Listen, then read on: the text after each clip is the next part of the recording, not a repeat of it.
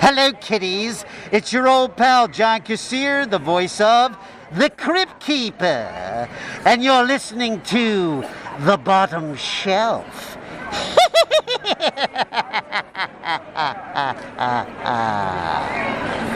Here. Where is... I know... It's over here. Yeah, so anyway, Dallas, I just want to let you know the gonna taco do machine's putting guac on everything. What? But, bro, What? why are you wearing green pajama?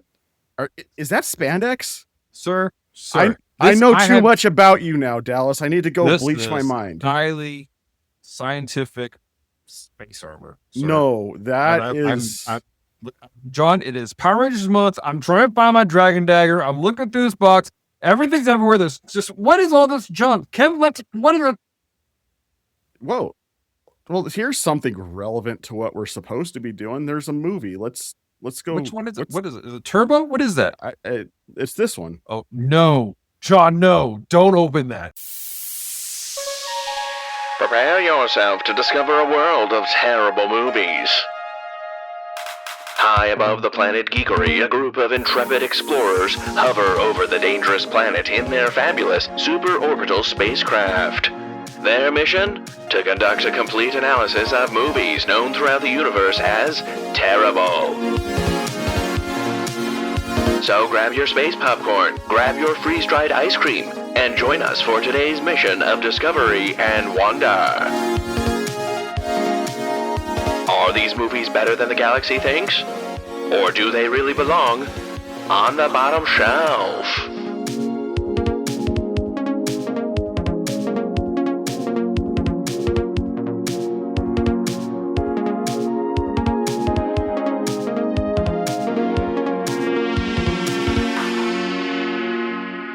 Good evening, genties and ladymen. I am your host of today's episode of the Bottom Shelf Podcast. I am here with also the host of the Bottom Shelf Podcast, Dallas Mora, who had paid zero attention to what I said in the intro there and completely glazed over my intentional miswording. And I'm getting the look. What's going on? Yeah, I left you an Easter egg to listen for after I get done with that. Buddy, I was vibing to Commander Cody over here, man. So that voice you just heard was my boss, who it gives me so much grace to just tease him with crap. Your friend and mine, Pastor Dallas Mora. Feels like we've been not doing this forever now. It does. It feels like a hot minute. It feels like July is just a bad month to try to accomplish anything in geek devotions. It has been a fascinating couple of months for us here at Geek Devotions as a whole. Well, I mean, my city caught fire. Your city caught on fire. Mine felt like it was on fire. I went back to the database. We have not done anything since May for the Bottom Shelf. Yeah. We've had so many plans.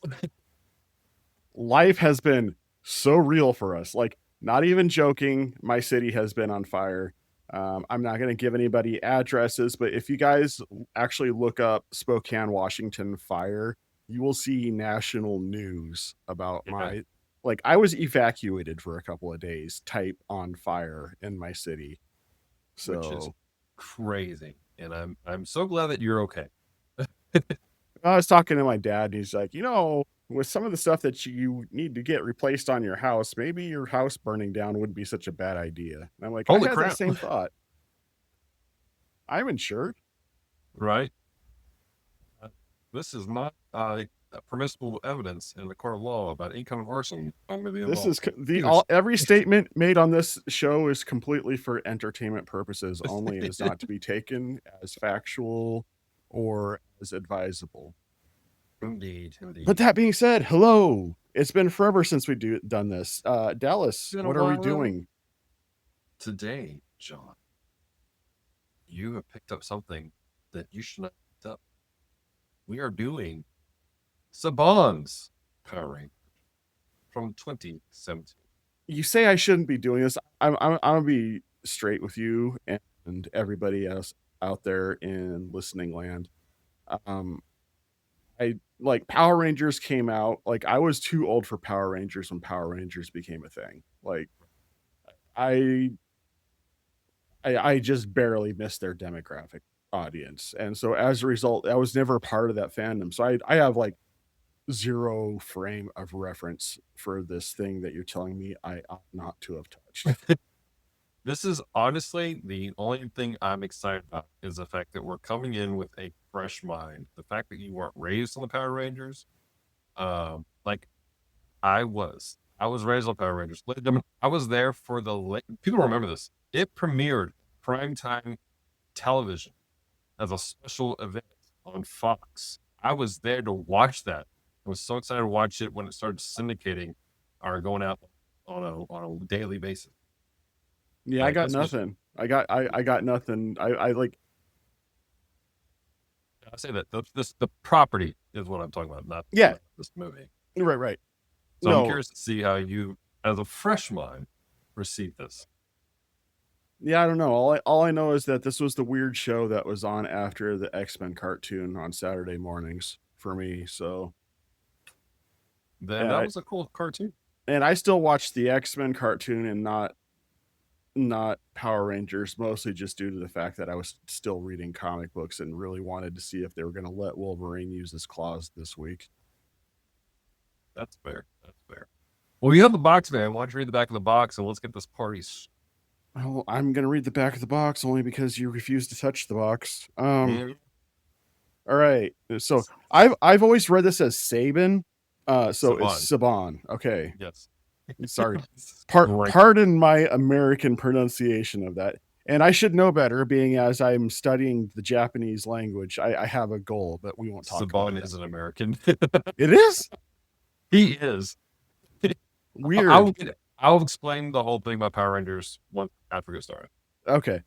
Because it's literally spelled like it could be. I could literally show you how to write the word Saban in hiragana, and it would it spells out perfectly. So, all right. Saban's Power Rangers follows 5 ordinary teens who must become something extraordinary when they learn that their small town of Angel Grove and the world is on verge of being obliterated by an alien threat. Chosen by destiny, excuse me. It's the smoke in the air. Chosen by destiny, our heroes quickly discover that they are the only ones who can save the planet, but to do so, they have to overcome their real life issues, and before it's too late, band together as the Power Rangers. Even in small format, I'm tripping all over my words. It doesn't help that I have like 500 carcinogens just floating around in the air, and I'm getting all my daily minerals in every breath. So, oh man! All right, well, let me read the intro for the movie that we have on the database here. In 2017, director Dean Israelite decided that what a name. what the Power Rangers franchise really needed was a gritty coming-of-age drama Breakfast Club style story arc. Partnering with him was the same guy who wrote Morbius and Madame Web, Matt Sazama. You know this is going to be good. I feel hold on. Step behind the curtain. Dallas was the one who recommended this movie. I feel like that should have been information afforded to me before we watched this movie. I feel like I have been deceived. Anyway, proceed. The film follows 5 delinquent teens in the dying mining town who stumbled into a cave, finding some glowing coins, and are immediately expected to save the world despite barely being able to get through a 1 team building exercise without somebody storming off. Standing in their way is Rita Repulsa, played by Elizabeth Banks, a former Green Ranger turned gold-obsessed sorceress who spends most of her movie hunting for buried alien treasure and assembling a giant monster named Goldar out of solid gold, or like liquid gold. Guiding our heroes is Zordon, voiced by Brian K. Cranston, and rendered as a giant face embedded on a wall, like some kind of ancient sci-fi wall mural. who apparently wasn't done fighting giant monsters after Godzilla and traded in his meth lab to become a full-on space wizard. Before any actual Power Rangering can happen, the audience is treated to a solid hour of moody teen bonding, a botched heist involving a cow, and training sequences that mostly consist of teenagers falling off cliffs and over and over again. Full of Krispy Kreme product placements and that's so blatant it borders on performance art. The third act, a third act, the father remembers it's supposed to be a Power Rangers movie and has the vibes of a CW TV show that happened to get $100 million budget by mistake. Matt, my friends with Power Rangers, thank you for coming for the bottom shelf. We appreciate you guys being here. Good night, everybody. So it's not even the original people who are playing the people in this movie, then? No. So let me give you some Power Ranger background. First off, Saban is an Egyptian Jew, and what it was is that he discovered a series called Super Sentai in Japan. He's like, "This is cool. I'm going to buy the rights to these shows." And I think the one that he used for the original is Zoo Ranger, which I think it was like a show from the 80s. It wasn't even the 90s, like early 80s. And what it was is he spliced together cutscenes of the fight scenes with modern day actors and created crazy stories that had nothing to do with the original series. And because Zoo Ranger or Sentai has been going on since like the 70s, right? He had plenty of material to work with up until 2023. 2023 was the last time they had a Super Sentai or a Power Ranger series. Yeah. So he's just like cut and paste stuff, and not a good guy. Huh. So this is like a complete like revamp, redo of the original stuff, and I'm going to get into some I'm going to hold back a little bit on my discussion portion, but that's what this is. You got any trivia for us?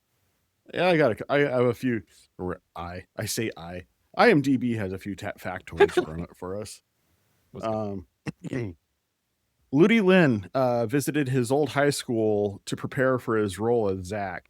He blended in successfully, even telling some students that he was a transfer student and asking for a tour, until one of his old teachers walked up to him and said, "Ludi, you're still here?" Right. The Angel Grove High School logo in the film is the same one that was actually used in the 1993 TV show, so be on the lookout for that. Bryan Cranston, who plays Zordon in this film, actually previously voiced the monsters in Twin Man and Snizzard in the 93 show as well.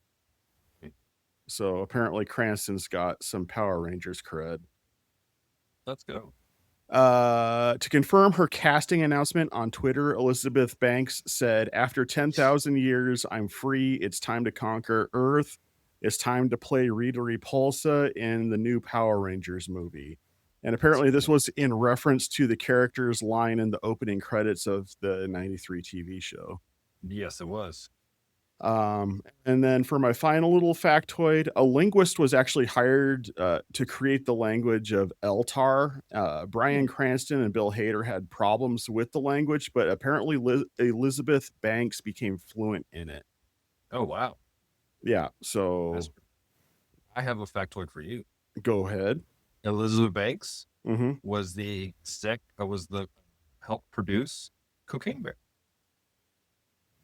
Thank you, ma'am. Wait, was she in Cocaine Bear too? Was she the mom in Cocaine Bear? No, she just produced it. Okay, because I kept recognizing her, and I couldn't figure out where I was recognizing her from. So she was in. I'm trying to think of movies that you would know. She was in Charlie's Angels. Nah, I wouldn't know her offhand by that. Like, I kept wanting to say that she was what's her face in the second Mortal Kombat movie, Mortal Kombat Annihilation. Like she was I don't remember what's her face. The one in the purple. Anna? The one in the purple swimming suit that was like, "And now you shall die." Thought she was Sindel? Yeah, she looks like the same lady. I'm like, with all the stupid makeup on her face and stuff like that. Yeah, no, she didn't start acting until 98. Yeah. And I mean, Sure, I haven't sure. watched this movie Oh. yet. Branson likes freaked out because she played Miss Brandt in the original Spider-Man movies. Yeah, I couldn't tell you. Like I saw the first Tobey Maguire movie, and I'm like, not my Spider-Man. All right. Well, Real quick, because I gotta blow my nose so badly. And, all right. Well, let me go ahead and just pause so we don't get a bunch of dead air. All right. Speaking of Branson, did he say anything in our community discussion at all about this? Do we have any community discussion about this movie?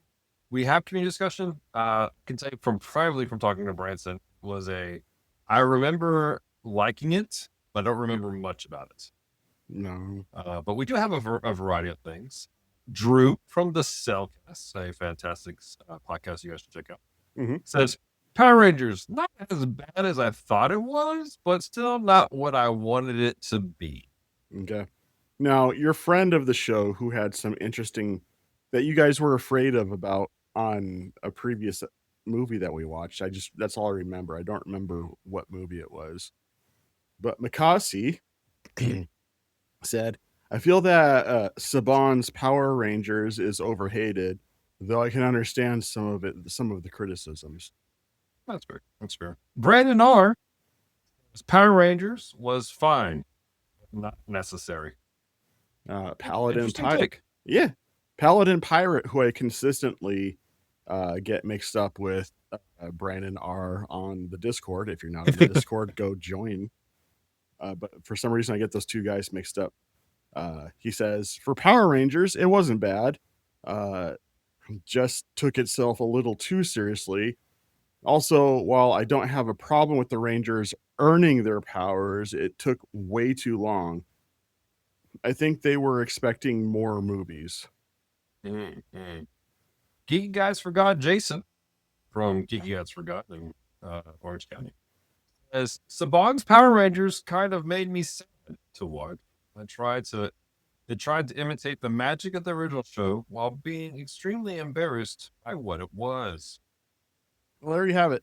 That is from the community, which is and could be you.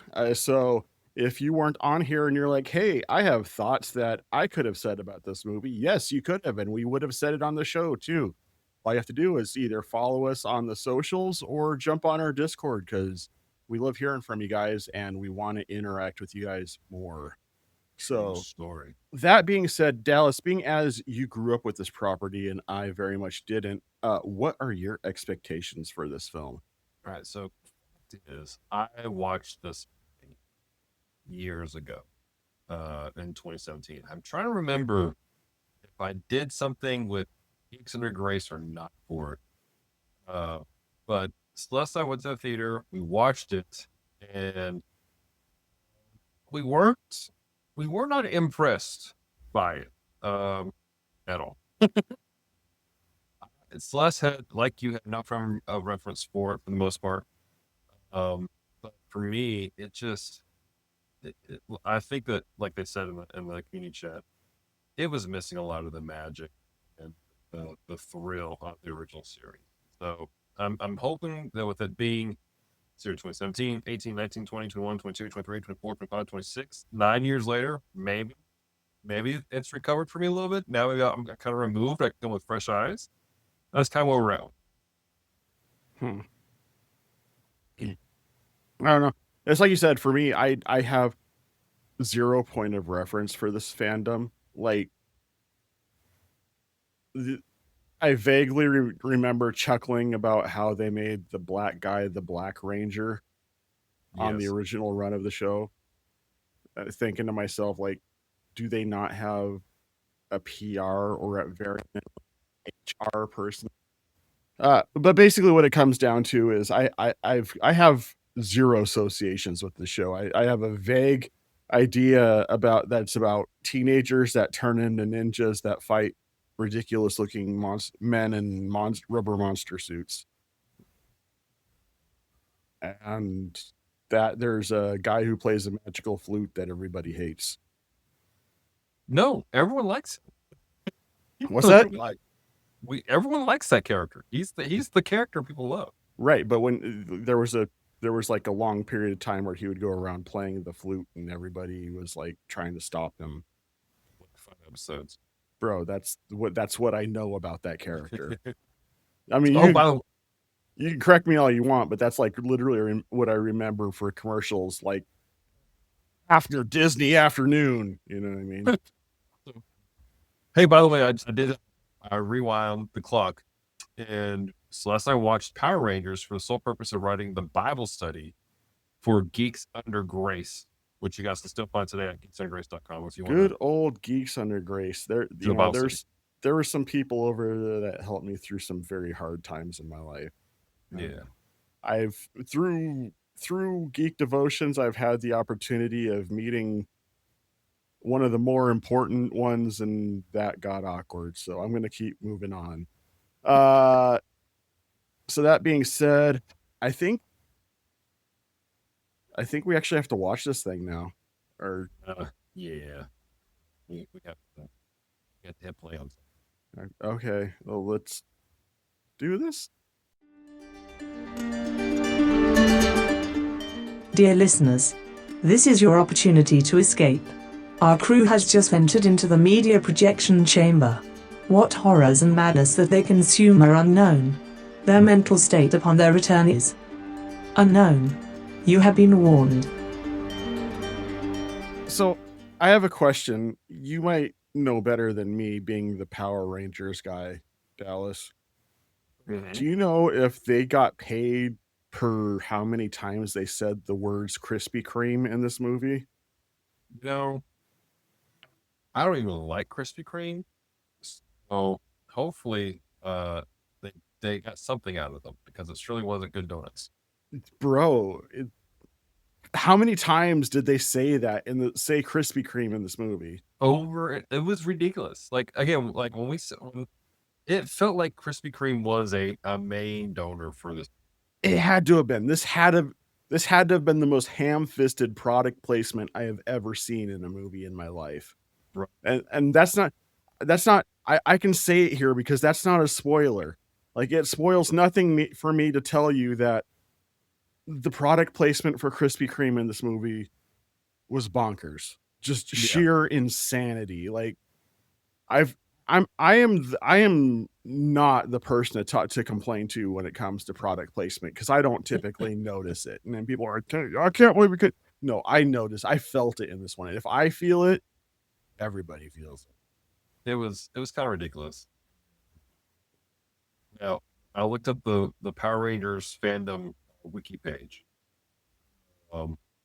Boxes of specially marked Krispy Kreme glazed donuts were sold in grocery stores for a sweepstakes event that utilizes QR codes on the back of the box. Grand prize winners received on trips to San Francisco, $500 cash card.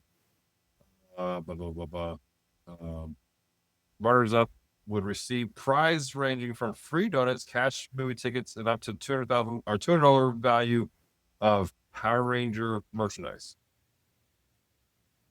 So they just had a deal with them. I don't want none of that. I don't know. All right. Well, cool, I guess. Let's talk non-spoilers about this movie. I can tell you that the character Billy is the best part about this movie. You know, I had a soft spot for him too. And, I love Billy.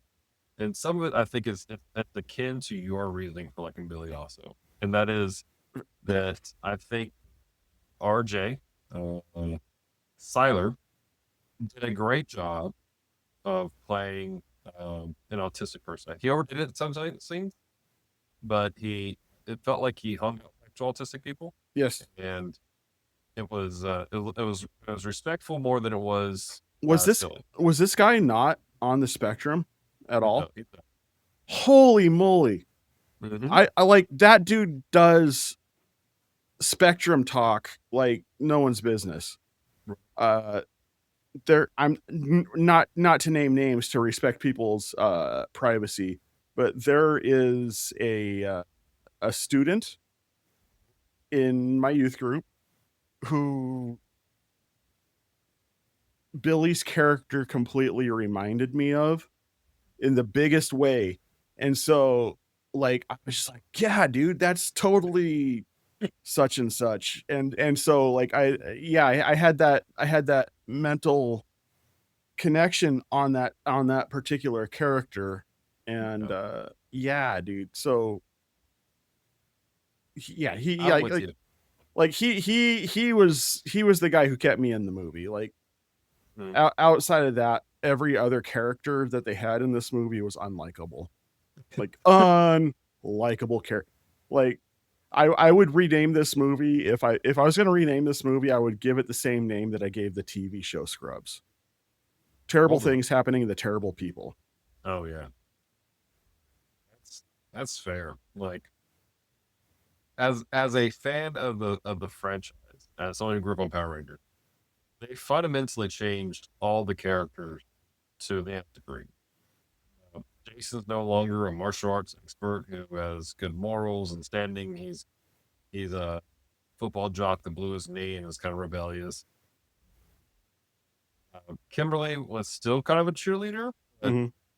she was a butthole and she got herself thrown off of the team. And then the girls who she did mean things to, mean girled her.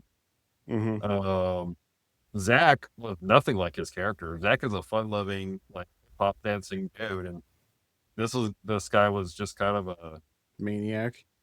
yeah, like we still had like they tried to play the heartstrings with his character, with the whole relationship with his mom, but it kind of fell flat. Billy, obviously, they played him up as autistic, but it still wasn't the same as the original story of Billy. And then Trini, again, I'm not even sure what they were doing. They did some weird messing around with her story to make her, again, make us sympathetic for her, but with really no real like they put this. It's like they took their backstory to the third against the wall, like here you go, and then they went on with the story. Right. Like they didn't make us feel for anybody at all. It to me it felt like, have you ever taken a creative writing class with people who are just learning how to write creatively?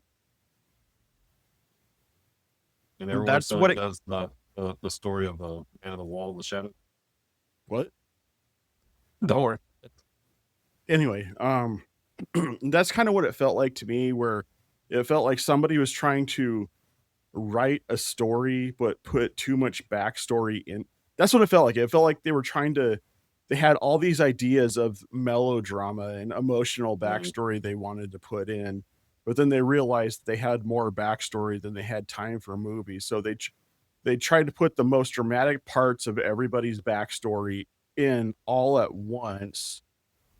But and it and in the end, I feel like it expected more of an emotional resonance with the audience than it actually earned. Yeah. And so it's like, hey, this seems tragic, so don't you feel bad? it is really what it felt like.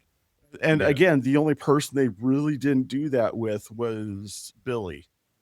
Yeah. Billy didn't have the, hey, this seems tragic, don't you feel bad? Instead, he was just like, hey, look at this kid who's on the spectrum, whose life becomes infinitely better now that he's a Power Ranger. Right. They did do a little bit of stuff with his dad, and that's the thing is, it felt like at the beginning of the movie they spent more time developing Jason, Kimberly, and Billy to a degree, Mm-hmm. and a little bit more with Billy with the drops of his dad's gone, all this other stuff, him talking with his dad. They tried to do some stuff with the heartstring Jason, just didn't work out. Kimberly, That's they because it was ignored all her. told. It was all told as an afterthought in passing. Yeah, exactly. Like Billy's was like it was told as afterthought, but it wasn't like they showed happening. But as he went along, it just worked better. Mm. So, as a positive, I thought that graphically it was decent as far as the movie. Like, Okay.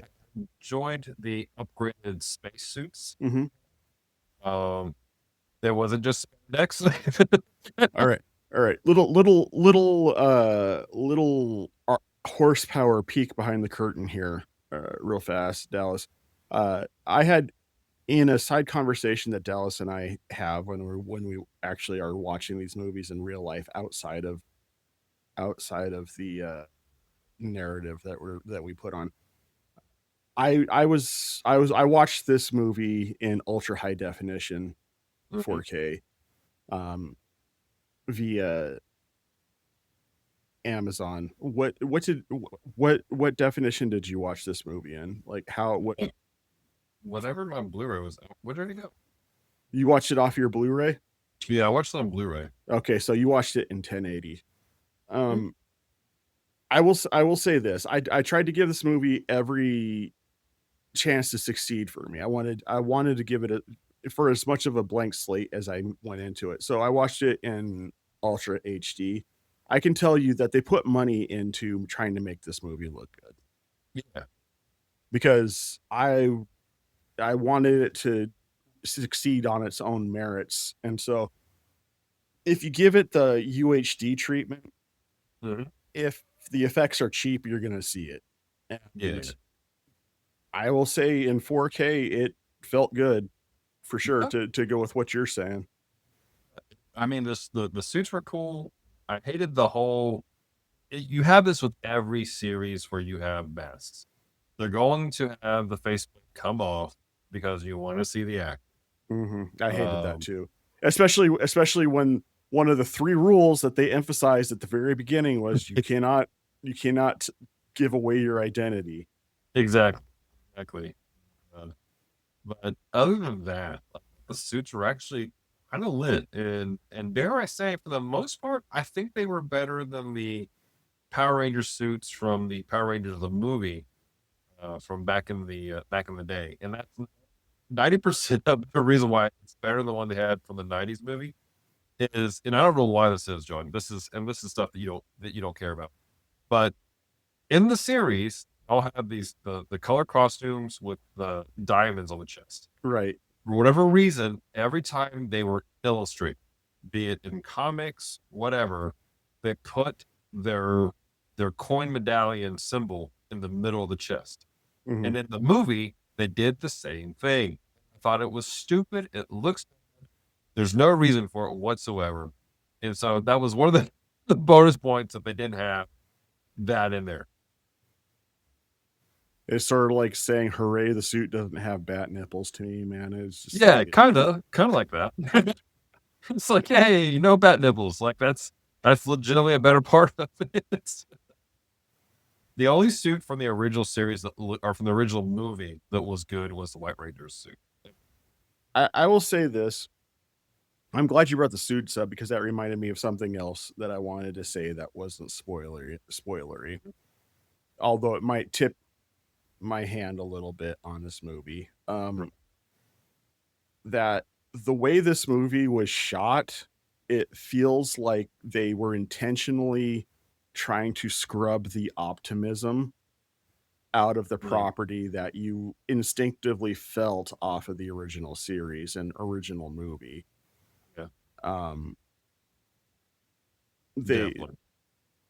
And I think that if they would have kept that sense of optimism in the story, I think it would have been more successful with the story that it was trying to tell.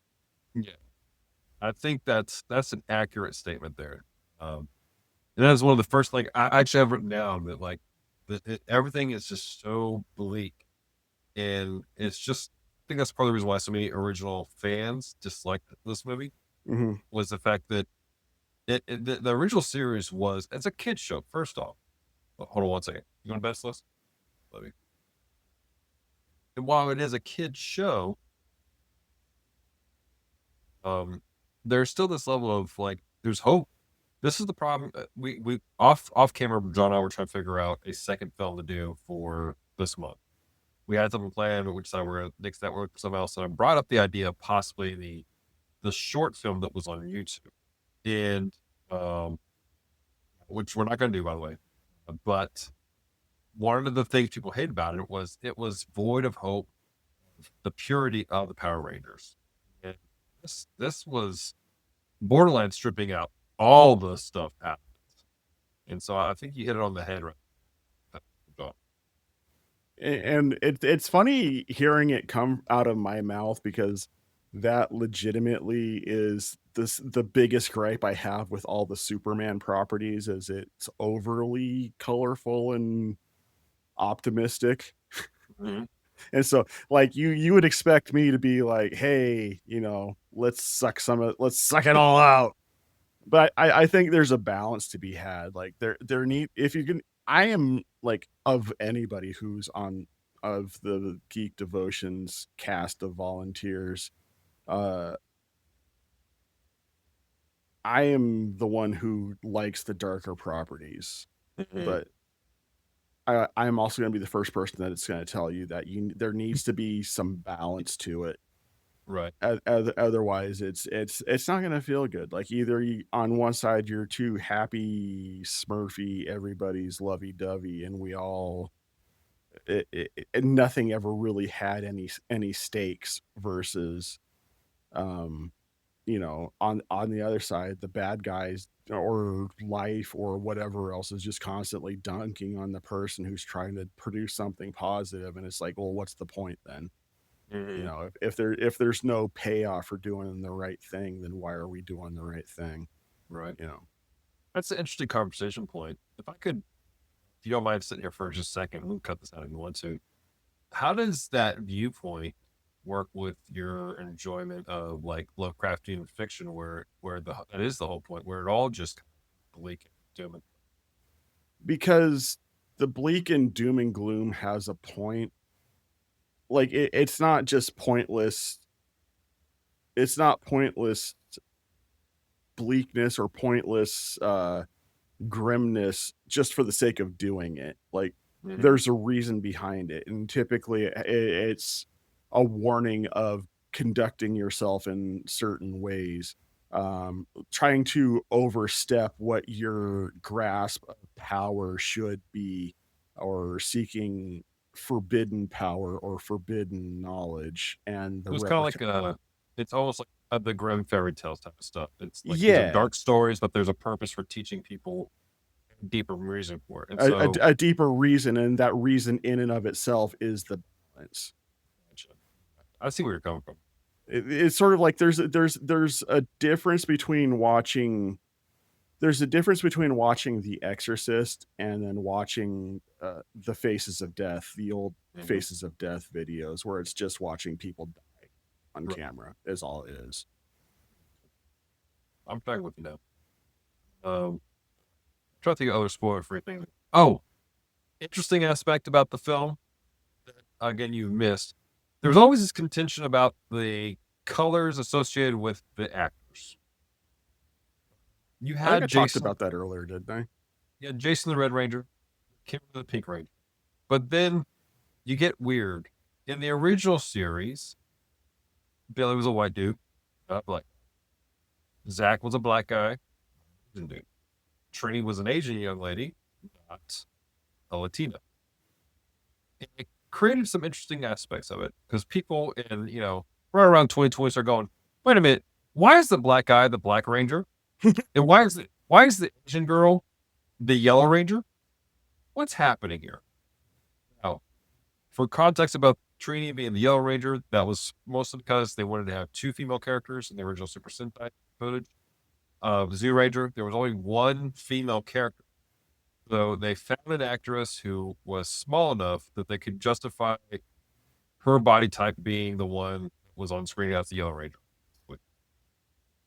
So for this series, they were, okay, let's shake it up. The black guy is the Blue Ranger. The Asian person is not the Yellow Ranger. They're the Black Ranger. And then we'll make a Latina the Yellow Ranger. They made such a good joke about that in the movie. I'm sorry. That really should be for the spoiler section, but by you saying that just reminded me of that conversation that they had. Yeah, the water. Yeah. Watch the movie if you want to hear it. I'm not saying it out loud. I couldn't get away with it. Let's go to the spoiler section and let's talk about this stuff. Oh, I have words for the spoiler section.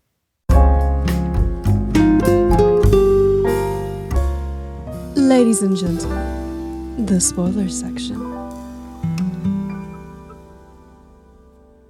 I do not recommend this movie to anybody who has children under the age of 16. Out gate. Really? Under 16? Really? Okay. First Is it of 'cause all, I'm going to put a red flag warning right now. I'm going to use some language some people aren't going to enjoy, but it has to do with some specific things that happen in this movie that I need to talk about that heated me from the get-go, and why I say this movie is not appropriate for people under the age of 16. Sure. So if you have a hard time engaging with dialogue that contains sensitive subject matter, sorry, I don't have timestamps for you. So either just stop now or skip forward or whatever. But basically, I that's enough spacer. I'm going to go into it. The amount of masturbatory references towards a specific farm animal in the beginning of this movie was absolutely inappropriate. And the fact that they did a close-up on a cow's male organ to emphasize the point that they were driving home with said joking was also inappropriate. I was surprised by that. I don't remember that scene at all. But then when that happened, I was like, wait, what? Like, and it felt like it was a shock and awe. It was literally a retread of a joke that was made from an old Woody Harrelson movie called Kingpin.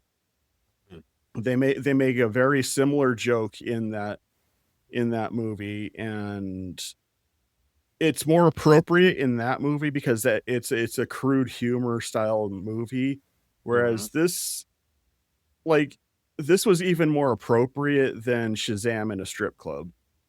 Yeah. Like for me, like there was no reason for it to be in the movie. Like you're tying a cow in a locker room.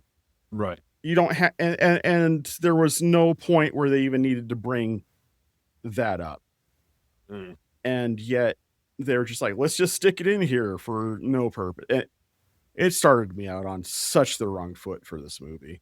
That's fair. Like, it really was. And then right afterwards, they had the dumbest camera angle to make you feel like you're part of the scene, which is where they had a camera on 360 head while Jason's trying to drive away from everyone. Like, it was almost sickening to watch. And then it just wasn't engaging. No.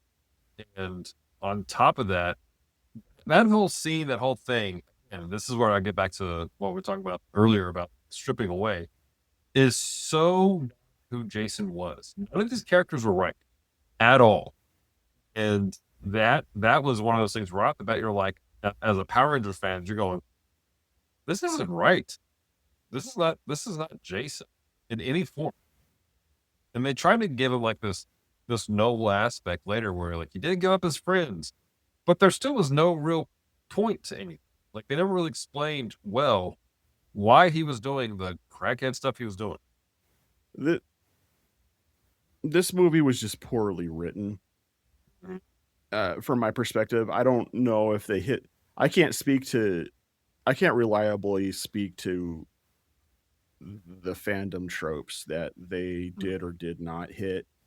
What I can say as a blank slate third party is that this movie felt like it was written by somebody who said, hey, let's make a gritty Power Rangers movie, and didn't approach the script writing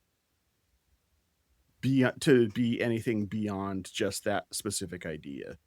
Yeah. There was no plot refinement. There was no character development. It was just, let's give a crappy origin story and not show the actual advertised properties that this whole movie is based off of until the last 15 to 20 minutes of the movie.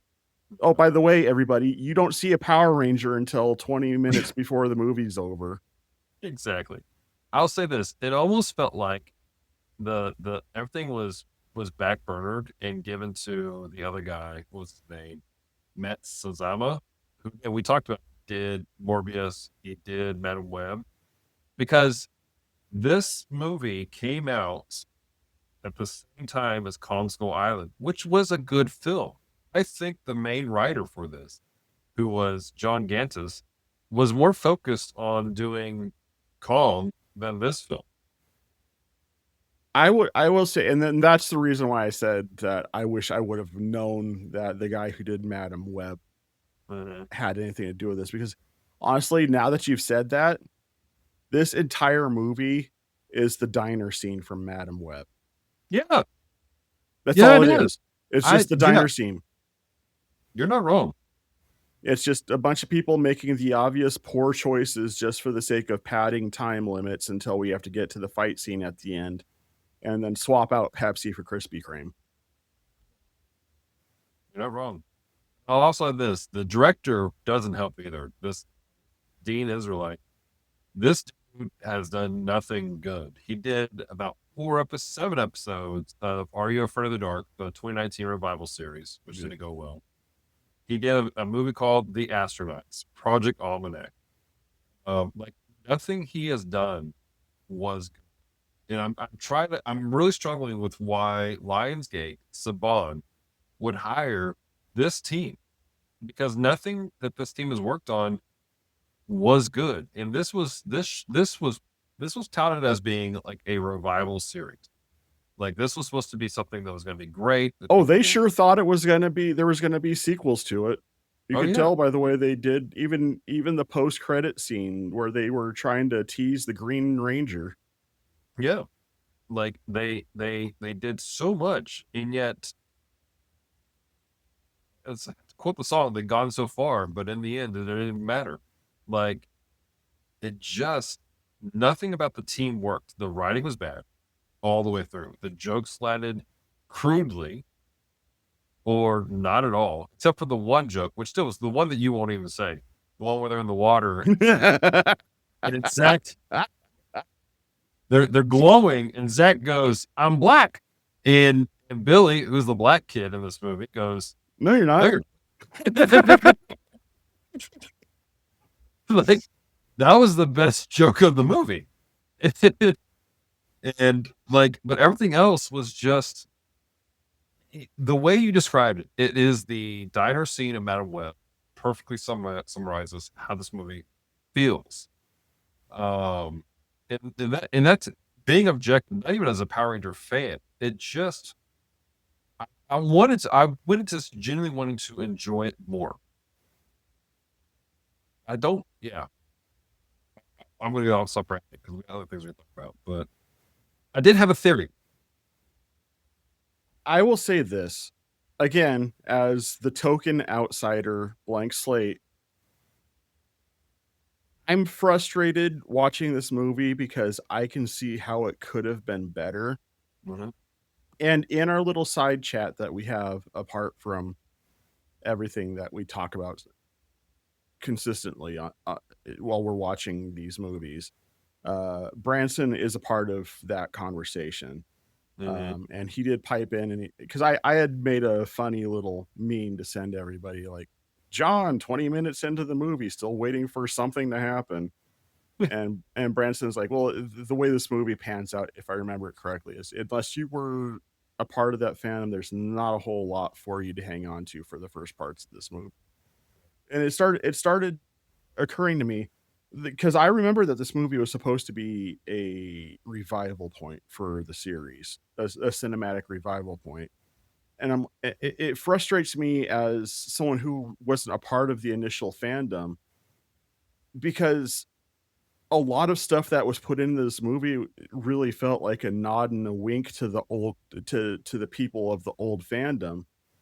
But it didn't really feel like they were interested in bringing new people into the fold. It didn't feel like they were trying to write it for people who aren't already fans of the content that they're presenting. And so you're not going to get anybody new into this thing you're trying to start out, be it a Power Rangers universe or whatever. And so you almost have to ask, who is this movie made for? Because like if you think about all the great franchises that have jumped from either being a cartoon or a TV show or a comic book into a full movie franchise, the first thing that they focused on wasn't paying service to the people who already were there for the source material. Right. The first thing they did was they tried to give the people who are new to the source material a reason to come back. Mm-hmm. I have no reason to come back to this. Mm-hmm. The only thing that I want is a Blue Ranger movie. Cut everything else out. Because he was the only decent character in the whole entire movie, as far as I was concerned. I don't think you're wrong, honestly. You like again, like the way Even they did Golden. Zordon was completely unlikable. Oh my gosh, from the word go, like so annoying. How was that? Like there was nothing about him that felt like, oh, this is a mentor who's supposed to help these people grow, and because even like as a fan, Zordon becomes like a father figure for these characters. And even if that's a great writing trope that would have made these people go, man, we want to be Power Rangers, there was no reason for them to trust him, no reason for them to do any of this stuff. And then they wrote in a side plot for him to betray them on some level. Yeah. Yeah. Oh my for God. the setup though.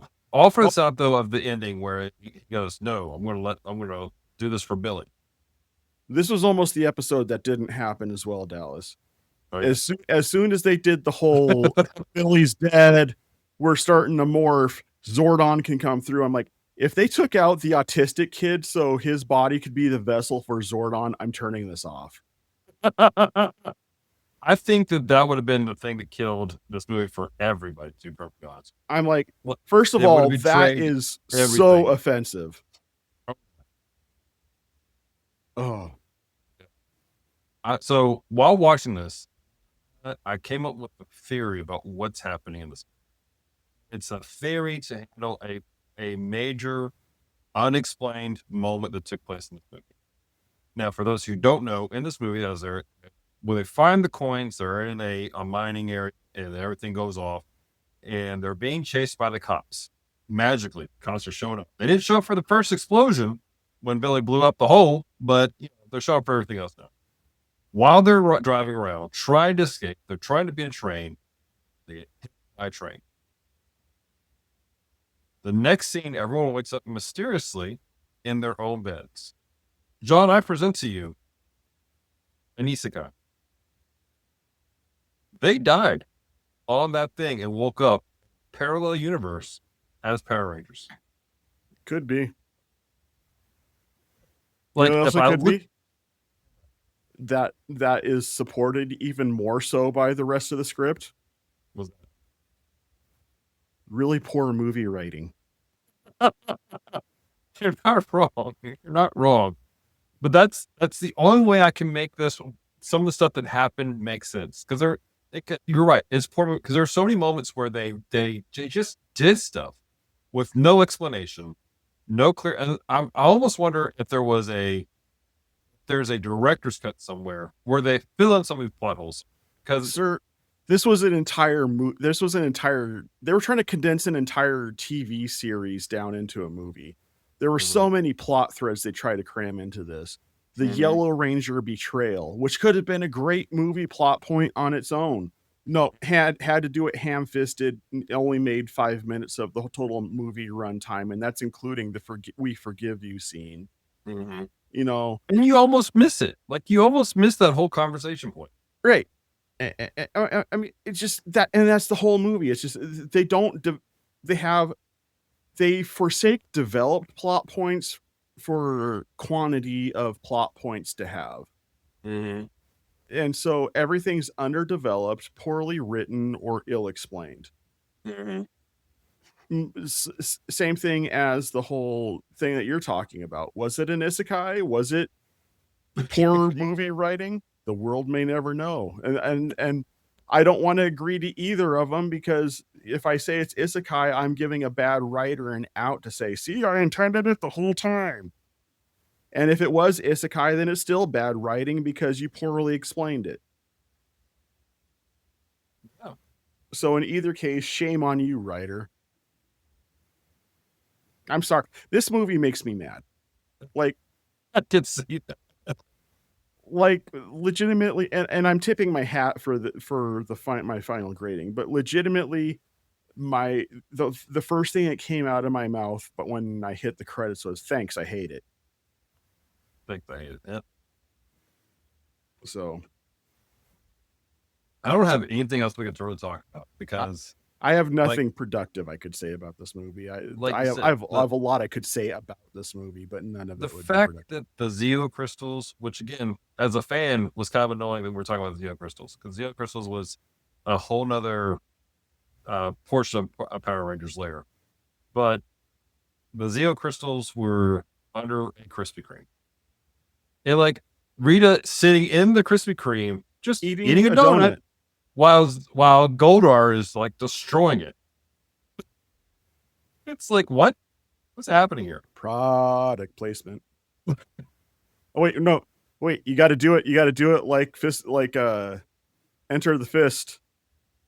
Taco Bell, product placement with Taco Bell. Oh my! Like I feel like Wayne's World did a better product placement than this. It's like some people only do things for money, and that's just sad. Oh my gosh! Let's review this, man. Let's grade it and move on. Here on the Bottom Shelf podcast, we have a 4-point rating system. I'm sorry, this movie's got me mad right now. We have a rating system, a 4-point rating system that goes as such. 1, what do you call number 1? God, it's been a minute since we've done this. Top shelf. Top shelf. That's right. We do shelf. We have shelves. Top shelf. We love this movie. We want to buy this movie. We want to watch it probably at minimum once a year, possibly more. But this would be something we would encourage people to watch. Middle shelf is, it's all right. I might own it if it's in the bargain bin. I might watch it if it's on streaming. I'm probably not going to watch it on any kind of regular basis, but if I've got my homies over, we can pop it in if there's nothing better to do. Bottom shelf, probably not going to watch it again. If you're going to watch it, that's cool. I have no interest in this. And the dumpster fire, which is this movie. I'm going to actively try to keep people from watching this movie. This movie is bad and shouldn't exist. And if I had my druthers, I'd wipe it from existence.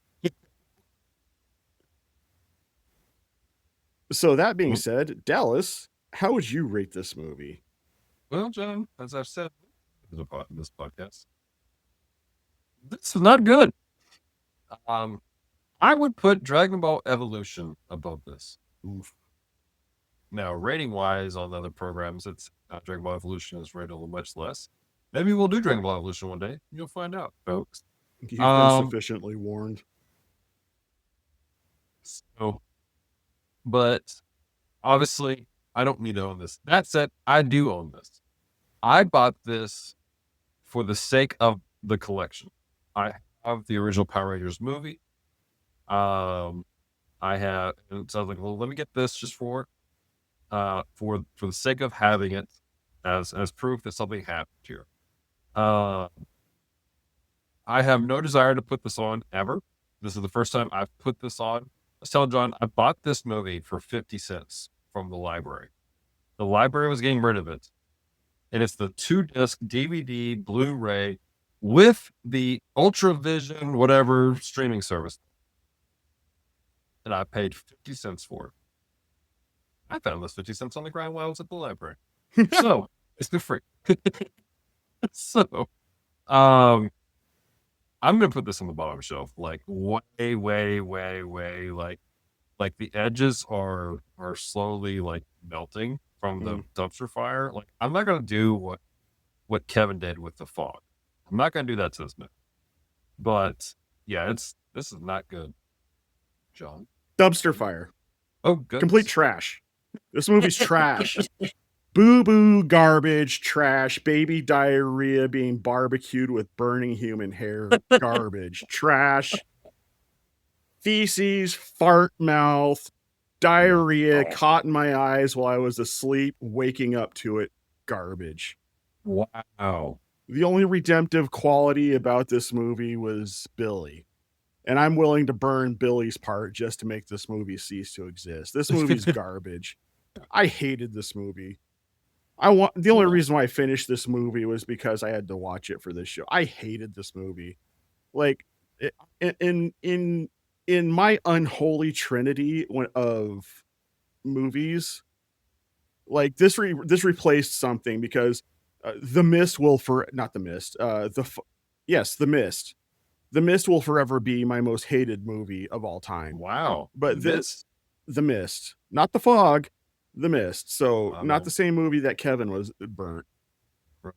But The Mist will forever be my most hated movie of all time. But this is sitting in second place alongside Billy Madison.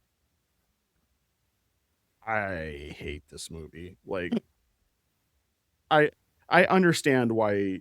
I think part of it is because I can relate so much to having somebody just completely spoil something from your fanhood from your childhood. You know, like watching this movie, I was having visions of like the recordings of hearing Hulk Hogan, who was my hero growing up, say the N-word. You know what I mean? Wow. It's just like somebody just took somebody took everything good about a fandom of somebody's childhood and just written this is garbage. What a burn. All right. So that leaves us a split decision, ladies and gentlemen. The question becomes, John, should we take this to the community? And then we'll do a bumper on the back end as to our thoughts. I will say no, just because we have a hard time coming back and doing those bumpers on the end. Okay. So I'll just leave it at this. We'll just leave it as a split decision. We've both decided this is a bad movie.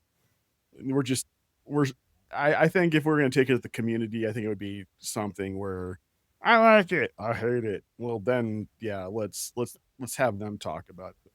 I think if we're just doing if we're discussing various shades of brown of the fecal matter that this movie, I don't think that's really, is it Off-White or is it Hershey's Fudge Factory Deluxe?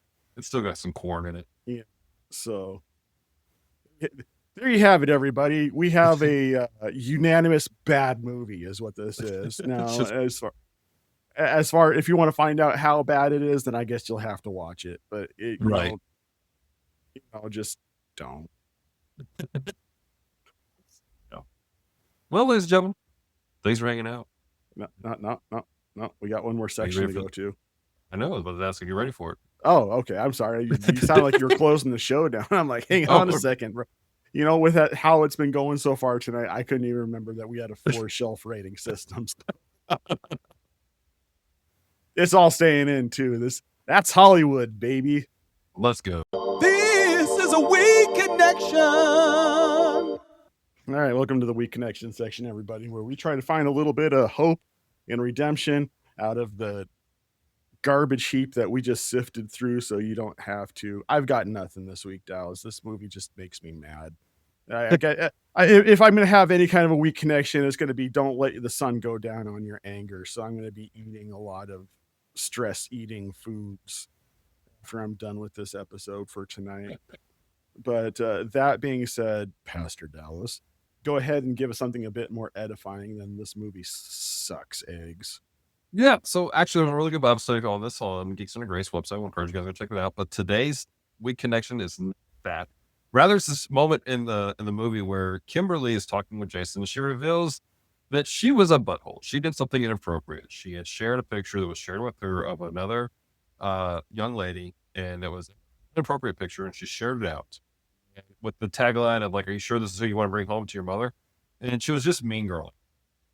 And she felt she has this guilt about what she did. She's like, "This was wrong.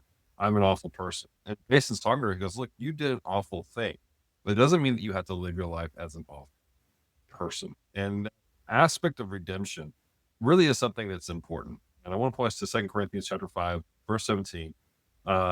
Therefore, if anyone is in Christ, he is a new creation. The old has passed away. Behold, the new has come. I know a lot of people that they struggle with this idea of I've done so many terrible things that God would not love me anymore. Even people who have got to the point where maybe they are a Christian that does and they're living with Christ and they've messed up, they did something wrong, and they go, God's grace won't redeem me now. That's just not the case. Christ is therefore he loves you. He can redeem you. He can transform you and help you become who you're supposed to be. And as Christians, our job is to restore people. There was another passage talking about having the ministry of reconciliation, helping them build each other up. You look at in the book of Matthew, it talks about the whole, somebody messes up or somebody does wrong, goes from 1-on-1, you need to go take 2 people and 3 people. And some people inappropriately take that as the steps to kick somebody out of the church. But that's not what that is to restore a brother, to restore somebody. Because that's God's heart, is always to restore somebody, to fellowship, and to not just to each other, but to God himself. And our mindset has to be on that, always restoring people, showing grace, helping them become who they were meant to be. And if we're not careful with that, we will destroy people. Years ago, I might have shared the story on this podcast. I got a phone call from a young lady, and she's a young lady who was she had a very before Christ, she did some terrible things, and she had been involved with a lifestyle that was really, really damaging, psychologically, emotionally, spiritually, physically. She was hurt, and she became a Christian. She started all this stuff, and one day she's talking with her mother of all people, a church-going lady supposedly, and her mother said, well, because of your past, because of XYZ things that you protected, you don't deserve certain blessings from God. Full stop. And she was broken by that. And she called me up in the one evening. She goes, "This is true, Dallas." So I said, "Look, did Christ forgive you?" She goes, "Yes." I was like, "Did you need my permission for that?" She's like, "No." Then who am I to judge what you get? No, God. If Christ has forgiven you, it is done. The old things are dead. You are a new creation. Walk in what God has for you today. And don't worry about the stuff in the past. Now, are there ramifications from the past? Sure. There are some things you may have to walk through. But in this moment, you are a new creation. Walk. And that is my thing for you guys today. Well, praise God that someone could get something positive out of this movie, because I sure could. But how about you out there in listener land? Did you get something positive out of this movie? Did you like this movie, and are we off base? Tell us about it in the comment section wherever you're listening to this, or on our socials, or on the Discord. Let us know what you think. And if you want to be caught up with us, because we are staggering releases this month in order to possibly get some crossover stuff happening. Next movie we are going to watch, and hopefully this is out ahead of time so you can be watched up with us. Dallas, what are we watching? Because I don't have. We are watching Ultraman, The New Beginning. Let me double check that name of it, because, ladies and gentlemen, Ultraman: The Adventure Begins, a short animated film from 1987 that you can watch on Tubi at the moment. Hopefully, it won't come off Tubi before we do it. Great. I'll probably end up watching it tomorrow, just based off that fear alone. So be watched up, and you can have it fresh in your head while we talk about it next time. Let's go. So with that being said, do you have anything to announce, Dallas, before we go bye-bye?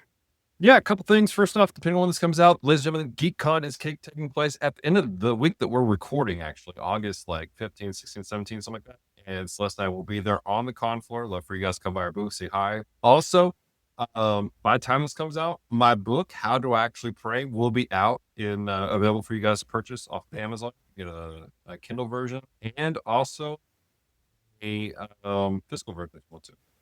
There you have it. You can buy a book that can teach you how to pray like Dallas. How I Actually Pray by Dallas. How do I actually pray? I kid. Go buy Dallas's book, or I'll kick you in the face next time I see you. That being said, thanks everybody for listening. Stay devoted. Peace and love.